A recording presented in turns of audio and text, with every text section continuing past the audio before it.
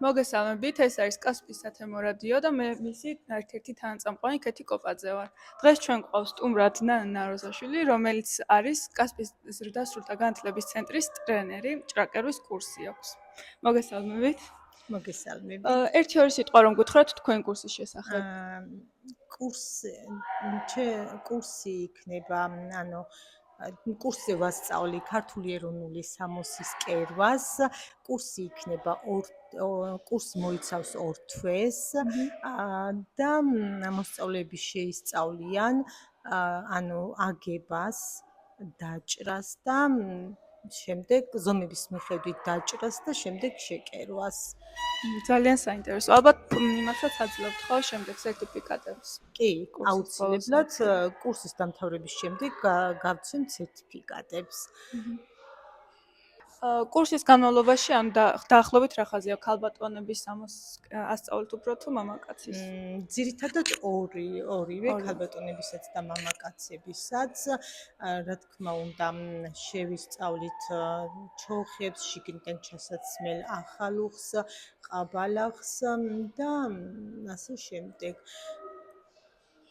სასწავლოს კურსის გარდა ვიცით რომ თქვენ გაქვთ პირადი საკუთარი სამკერვალოც და ამის შესახებაც რომ ცოტა ვრცლად გვესაუბროთ თუ შეიძლება. უკვე ძალიან დიდი ხანია რაც მე ქართულ ეროვნულ სამოს ვკერავ.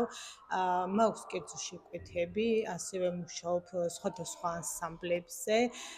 რამოდენიმე ანსამბლი კასპშიც მაქვს შეკერილი და წარმოდგენილი იქნება ღონისძიებებზე. და ვაპირებ უფრო ვრცლად და დიდი მასშტაბით გავაგრძელო ჩემი საქმიანობა, რა თქმა უნდა, ჩემ ტრენერებს ვისაც ექნება სურვილი დავასაქმებ შემდგომში ამის საქმიანობით და იმედია იქნება ვინმე მსურველი, ვინც ამის კი, დაგეხმარებათ აუცილებლად ამის გაკეთებას.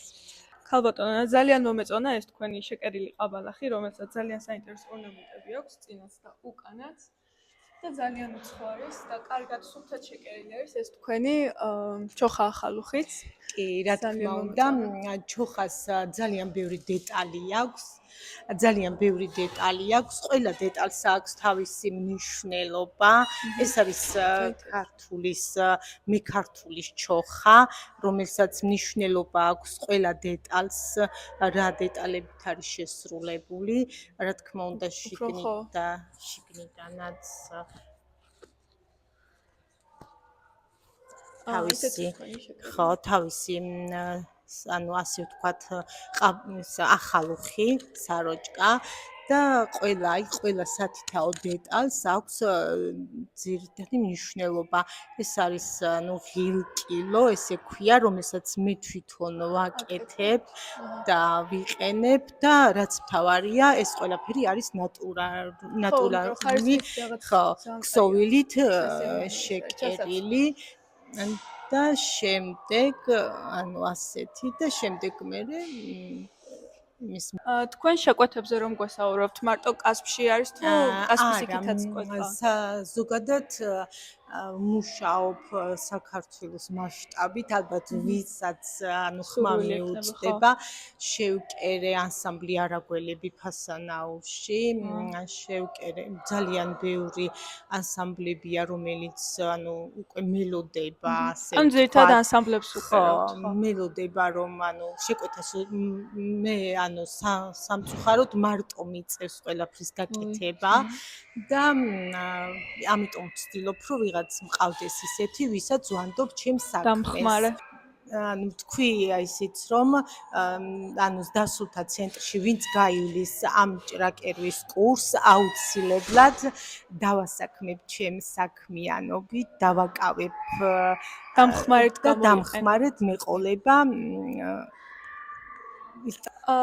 თქვენი საქმიანობა რითი არის განსხვავებული, როგორ ფიქრობთ? ჩემი საქმიანობა არის, მე ვფიქრობ, რომ ძალიან განსხვავებულია, იმიტომ რომ ჯერ ესეთი რომ ქართული ტრადიციული ხაზია, რომელსაც კასპის მასშტაბით თითქმის არ არის ასეთი გამოკვეთილი. ეს მხოლოდ ეროვნულ სამოს კერავ და ვაწარმოებ, იმიტომ რომ ეს არის ჩემი საყვარელი საქმე. თავარია გულით აკეთებთ. კი, რაც ნამდვილად. ქალბატონო ნანა, როდის დაიწყეთ კერო, ან რამდენი ხანია რაც ამ საქმიანობას ეწევით? ზოგადად ამ საქმიანობას ვეწევი 22 წელია. დიდი დრო. და პირველი ჩემი ნამუშევარი იყო ჩემი შვილის და ძალიან მინდოდა რომ ამ ხას გავყოლოდი და რა ვიცი ალბათ მართლაც ამისრულდა ჩემი ოცნება და ვაკეთებ ჩემს საყვარელ საქმეს.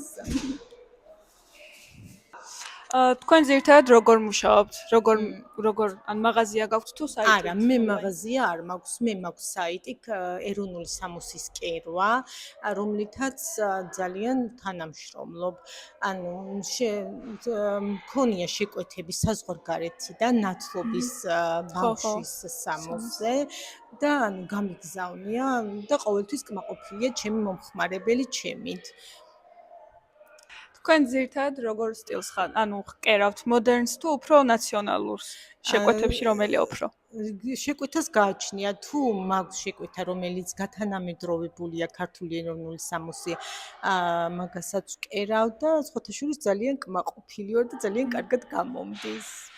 ანუ გაქვთ მაღაზეთ შეკვეთა თანამედროვე ნამდვილად მაქვს შეკვეთები მაღაზეთს.